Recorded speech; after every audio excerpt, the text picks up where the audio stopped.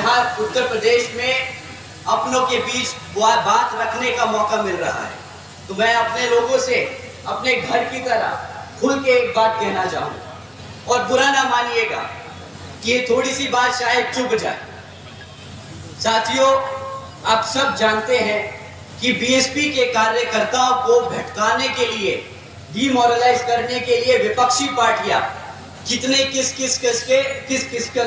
किस्म के हथकंडे अपनाती हैं। एक सबसे आसान और सबसे ज्यादा परेशान करने वाला हथकंडा जो मैंने पर्सनली बहुत बारी सुना और महसूस किया कि हमारे भोले भाले कार्यकर्ता को ये अफवाह फैलाते हैं, उनके बीच में ये अफवाह फैलाते हैं कि जी हाथी इसलिए नहीं चल पा रहा पिछले कुछ सालों से क्योंकि वो किताब के बोझ से दब चुका है। साथियों, ये किताब का बोझ का जो आरोप हमारे कार्यकर्ताओं के बीच में, ये अफवाह जो हमारे कार्यकर्ताओं के बीच में फैलाई जा रही है, इसको आज मैं सीधे हाथ आप लोगों के बीच में रख के इसको क्लियर करना चाहता हूँ। इलेक्टोरल बॉन्ड्स के बारे में न्यूज चल रही है, क्या आप लोगों ने इलेक्टोरल बॉन्ड्स के बारे में खबर सुनी? आप लोगों ने खबर सुनी? अगर जिसने नहीं सुनी, आज मैं कुछ इंपॉर्टेंट पॉइंट्स उसके बारे में आपके सामने रखता हूँ। ये हमारे किताब के जो अफवाह फैलाने वाले विपक्षी लोग हैं उनके लिए। साथियों, पिछले 6 साल में 25 राजनीतिक दलों ने तकरीबन 16,500 करोड़ रुपए बड़े बड़े धरना सेठों की कंपनियों से इलेक्टोरल बॉन्ड यानी चंदे के रूप में लिया। साथियों, किताब लेके गर्व की बात नहीं, ये शर्मिंदगी की बात है कि जो तुम पे ये पूरी आवाम ये आरोप लगा रही है तुम बुलडोजर की सरकार। साथियों, इनकी फाइनेंशियल विजडम, इनकी अंडरस्टैंडिंग ऑफ फाइनेंशियल नॉलेज ये कितने अच्छे हैं भारत के व्यापार में, ये मैं आपको एक और स्टेटस, एक फैक्ट के बारे में एक फैक्ट बताता हूँ और उससे ज्यादा मैं उस पर कुछ नहीं कहूँगा।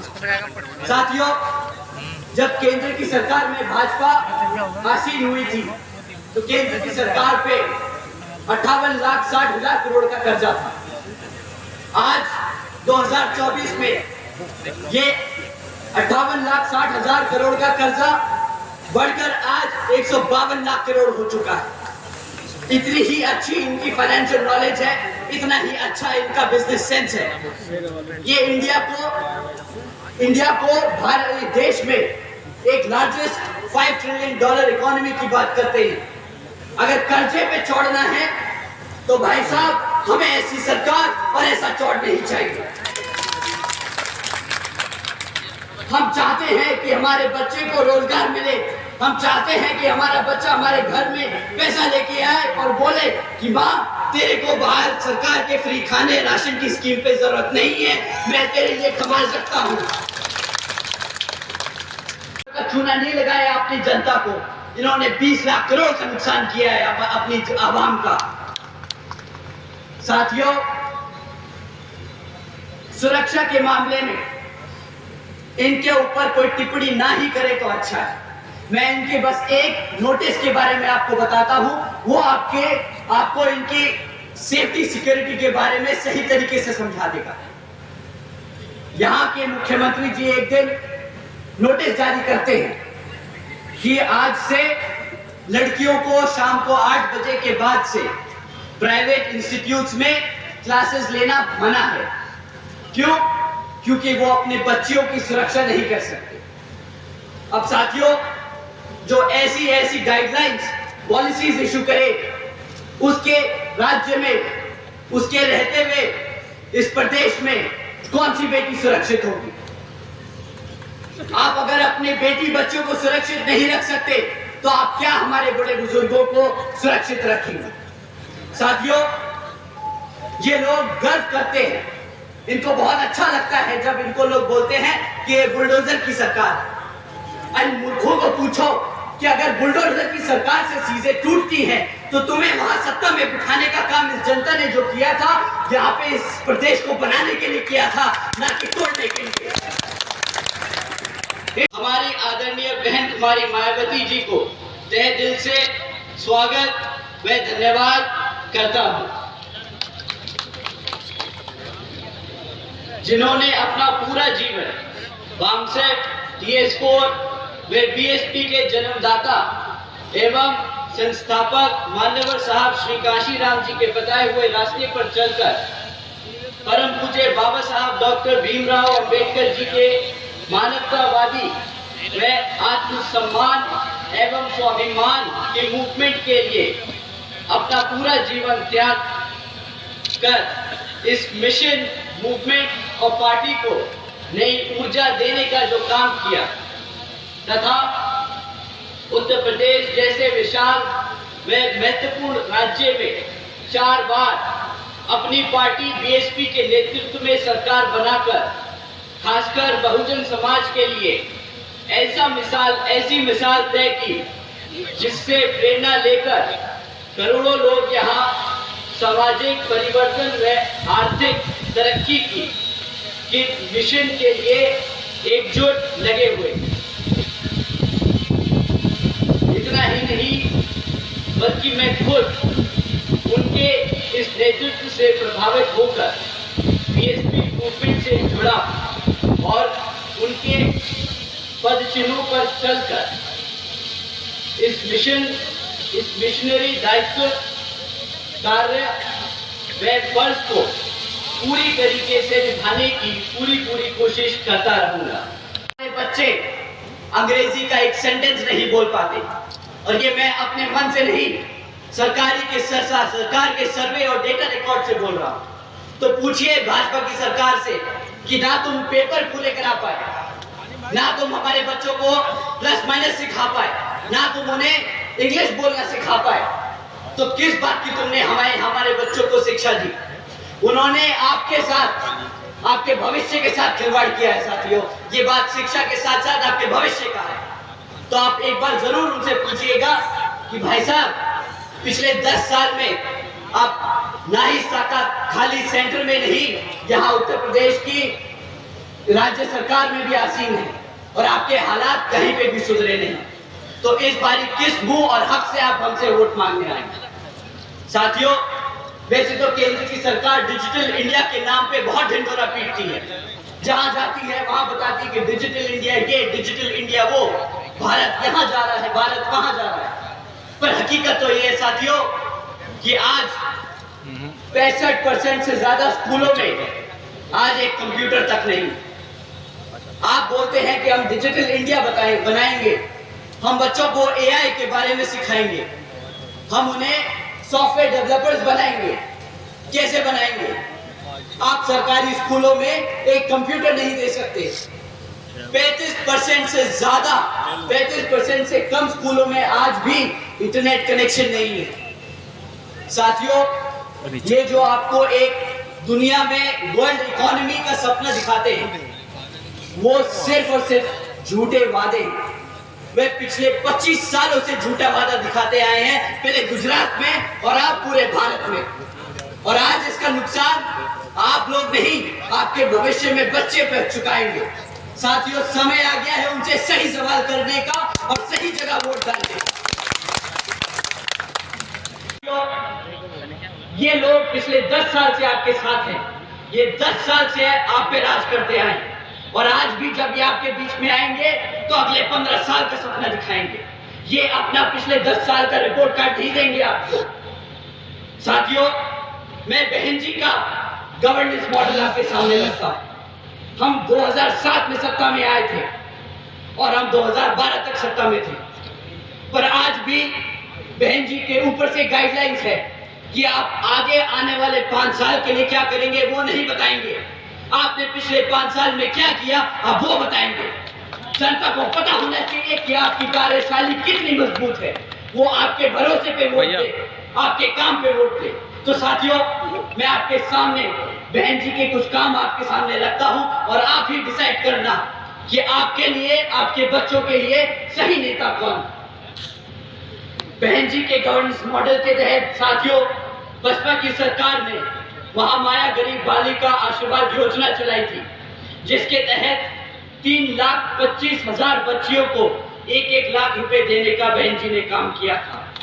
साथियों, बहन जी ने अपनी सरकार में 3,250 करोड़ रुपए अपनी बच्चियों को 1-1 लाख रुपए देने का काम किया जब वो पैदा हुई, ताकि 18 जब वो 18 साल की हो तो उनको अपने माँ बाप या अपने किसी भाई बहन पे डिपेंड ना होना पड़े, वो अपने पैरों पर खड़े हो सके।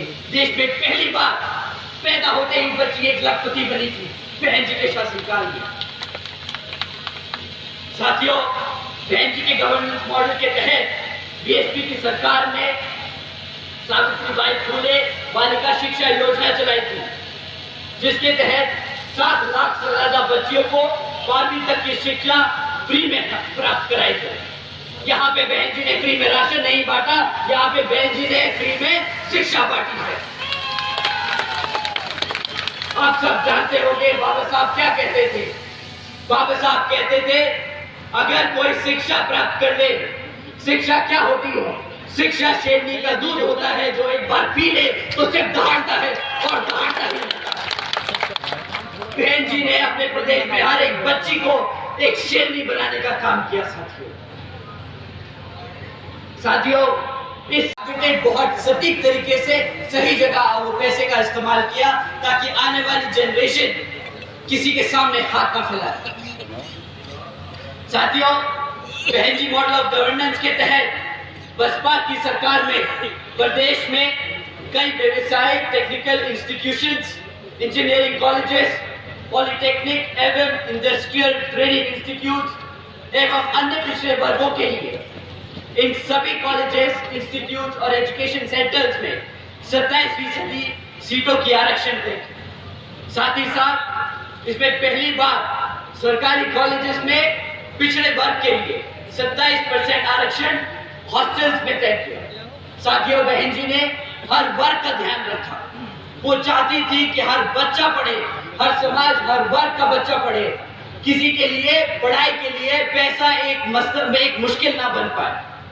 यहाँ पे पिछले 10 साल से कांग्रेस, बीजेपी की सरकारें चलती आ रही हैं विभिन्न प्रदेशों में, और सत्ता में केंद्र में भाजपा की सरकार। क्या आप उनसे पूछिए कि भाई तुम फ्री की राशन की बात करते हो, कितने कॉलेजेस बनवाए तुमने, कितने कॉलेजेस चल रहे हैं, कितने बच्चों को तुमने पढ़ाया? सवाल आपके भविष्य का है साथियों। आपके आज वोट डालने से आपके बच्चों का सवाल, आपके बच्चों का भविष्य बदलेगा। आप लोगों ने अपना जीवन जी लिया है, आज आपके बच्चों के लिए आपको लड़ना होगा। साथियों, बहन जी के मॉडल ऑफ गवर्नेंस के तहत बसपा की सरकार ने सरकारी नौकरियों के साथ साथ देश में पहली बार सरकारी ठेकों में भी आरक्षण की व्यवस्था तय की।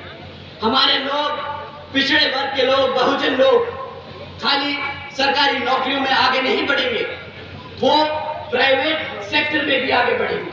वो अपने पैरों पर बिजनेस खड़ा कर खड़े होंगे।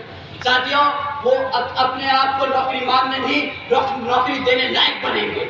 बहन जी ने हमेशा से आप सबके लिए, हमेशा आगे के लिए सोच के काम किया। साथियों, बहन जी के मॉडल ऑफ गवर्नेंस के तहत बसपा की सरकार ने कृषि व संबंधित कार्यों में सबसे पहले मिनिमम वेजेस को 55 रुपए से बढ़ाकर 100 रुपए प्रतिदिन किया। साथियों, साथ ही साथ अन्य पिछड़े वर्गों के लोगों की क्रीमी लेयर की वार्षिक आय 3 लाख रुपए से बढ़ाकर 5 लाख रुपए कर दी, ताकि उन सभी लोगों को फाइनेंशियली लाभ हो सके। सरकारी स्कूल से निकल के पढ़ने में तो बहुत तकलीफ। कोई बच्चा अगर प्राइवेट स्कूल से निकल जाए, ग्रेजुएशन कर ले, पीएचडी कर ले, तो उसके लिए अब रोजगार के मौके नहीं। कैसे नहीं? साथियों, बीजेपी की सरकार के दौरान आज 3 में से 1 ग्रेजुएट बेरोजगार घूम रहा है। ये जो बोलते हैं कि भाई हम हर साल 2 करोड़ नौकरी देंगे, 2014 में बहुत बड़ा वादा लेके आए थे। सबने इसी नाम पे वोट दिया था कि हमारे बच्चों की नौकरी लग जाएगी।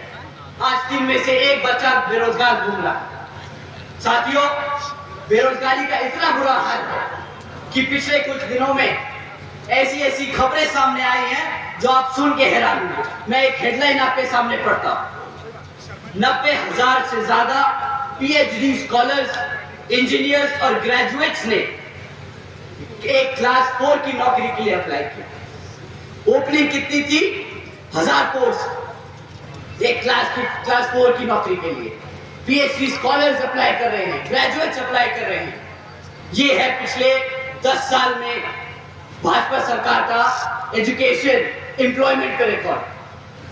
साथियों, प्रधानमंत्री जी और भाजपा के केंद्र के सारे मंत्री बड़े गर्व और फख्र से बोलते हैं कि भाई हमने आज तक 80 करोड़ से ज्यादा लोगों को मुफ्त में राशन देने का काम किया। उन्होंने ऐसी स्कीम चलाई मुफ्त में राशन देने की कि आज 80 करोड़ लोग भारत के वो स्कीम के अंदर उसका फायदा उठा रहे। साथियों, केंद्र की भाजपा सरकार जो बड़े चौड़कर बोलती है कि मित्रों, आज बीजेपी की सरकार ने 80 करोड़ से ज्यादा देशवासियों को मुफ्त में राशन देने का काम किया है, परंतु ये कोई इनसे पूछे कि भाई जो 80 करोड़ लोगों को तुमने मुफ्त में राशन देने का काम किया, इसमें इतना चौड़ने की क्या बात है? वो मुफ्त में राशन इसलिए तुमसे ले रहे हैं क्योंकि तुमने उन्हें रोजगार नहीं दिया। पिछले कई सालों से तुम 2 करोड़ नौकरियों का वादा करते रहे और बताते रहे कि कितनी नौकरियां हैं।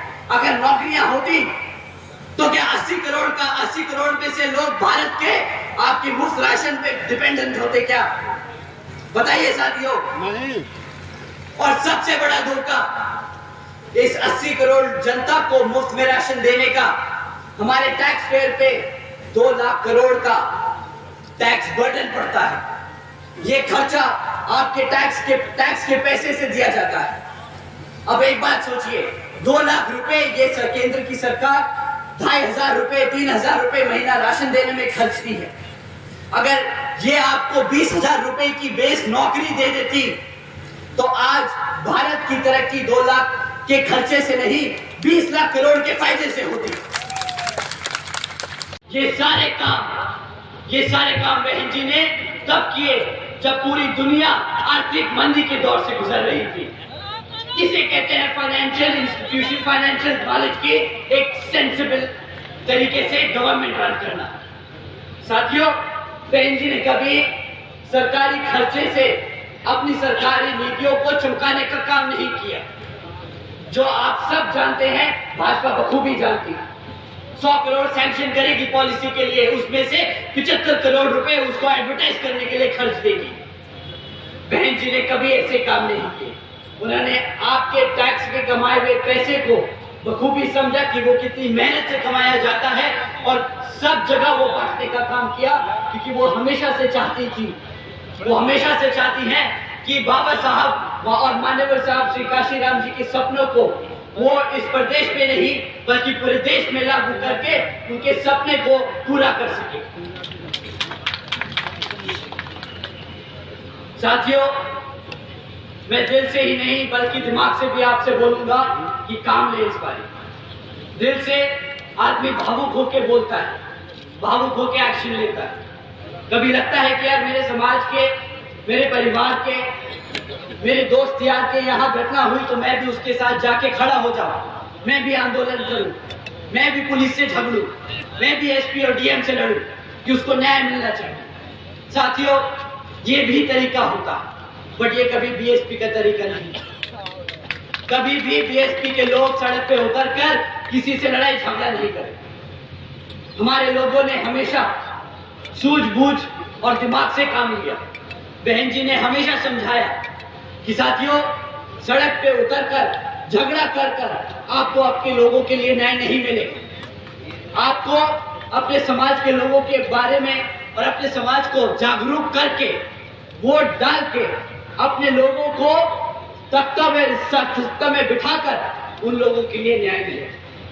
साथियों, पिछले कुछ सालों से आप लोगों के बीच में इन विरोधी पार्टियों ने किस्म किस्म के लोग छोड़ रखे। अब नाम लेके उनको बताना क्या, उनको हवा देने की कोई जरूरत नहीं, पर वो आप लोगों को कुछ इस तरीके से भटका रहे हैं। वो मैं काम आपके सामने रख देता हूँ और आपको बोलता हूँ कि आपसे विनती करता हूँ कि उनके चक्करों में ना पड़े, क्योंकि एक बार आप उनके चक्करों में फंस गए तो फिर वहां से निकालना बहुत मुश्किल होगा। साथियों, ये आदमी अपने आप को मसीहा बताता है। ये आदमी कहता है कि मैं सड़क पे उतरूंगा अपने समाज के लिए, आंदोलन करता है, झगड़ता है, लड़ता है, हमारे युवा साथियों को लेके पहुंच जाता है। फिर क्या होता है? हमारे युवा साथियों पे मुकदमे होते हैं, और जैसे ही मुकदमे होते हैं वे बेचारे ढूंढते फिरते हैं कि भाई साहब हमें बचाओ। वो आदमी फिर यहां से छोड़ के दूसरी जगह भाग जाता है, वहां पे आंदोलन करता है, और इस कारवां में हमारे सभी युवा साथियों पे मुकदमे दर्ज कराता जा रहा है। अगर आप पे एक बार मुकदमा दर्ज हो गया साथियों, तो सरकारी नौकरी मिलने में मुश्किल हो जाएगी, रोजगार मिलने में मुश्किल होगा। ये आपको आज गर्म खून। साथियों, आपकी बीएसपी सही कहा। एक बार जोर से बोलिए कि कार्यकर्ता यहाँ पर अपने तन, मन और धन से इस पार्टी को चलाता है, ना कि किसी धरना सेठ के पैसों से। बीएसपी केवल यहाँ उत्तर प्रदेश में ही नहीं बल्कि पूरे देश में बड़े बड़े पूंजीपतियों व धरना सेठों के धन बल से नहीं बल्कि अपने समर्थकों, कार्यकर्ताओं के तन, मन, धन से हमेशा से अपने चुनाव लड़ते आई है, और आगे भी अपने कार्यकर्ताओं के समर्थनों के धन से ही अपना चुनाव लड़ती आएगी। साथियों, इन पूंजीवादी पार्टियों के हथकंडे जो किस तरह से हमारी पार्टी को तोड़ने के लिए लगाए गए हैं, इस पे हम आगे जाके थोड़ा सा और बात करेंगे। परंतु अब लोकसभा आम चुनाव में ये पार्टियां फिर आपके बीच में आके आपसे झूठे मूठे वादे करेंगी, झूठे मूठे क्या, मीठे मीठे वादे करेंगी।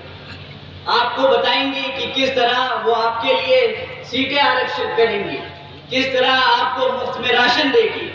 परंतु इस बारी पहले आप उनसे पूछिएगा कि भाई जब पिछले 10 साल से तुम सत्ता में आसीन हो तो उसका जरा रिपोर्ट कार्ड हमें दे दो, उसके बाद हम तुम्हें बताएंगे कि वोट देना है कि नहीं।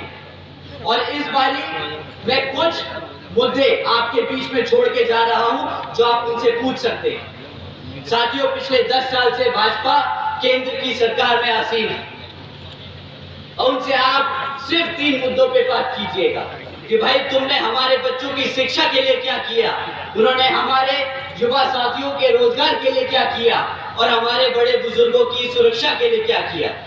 साथियों, मैं ये कुछ पॉइंट्स आप पे छोड़ के जा रहा हूं जो आप उनसे जरूर सवाल कीजिएगा। साथियों, शिक्षा के मामले में बीजेपी की सरकार के नाम क्या क्रेडिट आता है? हर दूसरे तीसरे महीने पेपर लीक की खबरें आती हैं। ये है इनकी शिक्षा। पिछले ही कुछ महीनों में उत्तर प्रदेश में भाजपा की सरकार में कुछ पुलिस कांस्टेबल की पोस्ट के लिए एक एंट्रेंस एग्जाम रखा। करीब 60,000 बच्चों ने, हमारे युवा साथियों ने उसके लिए अप्लाई किया, इस उम्मीद से कि उनका बेचारों का सिलेक्शन हो जाएगा, कि वो भी अपने घर में अपने माँ बापों के लिए एक मजबूत पिलर की तरह खड़े होंगे, उन्हें फाइनेंशियली सपोर्ट करेंगे। परंतु क्या होता है, कुछ दिनों बाद पता चलता है कि जी पेपर लीक हो गया, और वो पेपर रद्द कर दिया गया, ना वो पोस्ट कभी भरी गई।